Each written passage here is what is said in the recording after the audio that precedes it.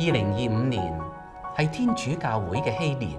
係一個以希望作為核心信息、充滿慈悲同埋恩典嘅時刻。禧年係一段特殊嘅期間，象徵住解放、赦免同埋天主嘅無限慈悲。我哋每一位都係呢個神聖希望旅程中嘅同行者。而喺禧年期間，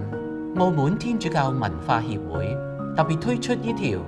希望嘅朝聖者澳門聖讀之旅呢個朝聖嘅路線，邀請大家以徒步朝聖嘅方式走訪本澳4間擁有聖人聖讀嘅聖堂，藉住默想聖人對基督無畏嘅見證，同埋如何喺苦難之中堅守希望，效法佢哋成為希望嘅朝聖者。讓我哋共同踏上呢次嘅朝聖之旅，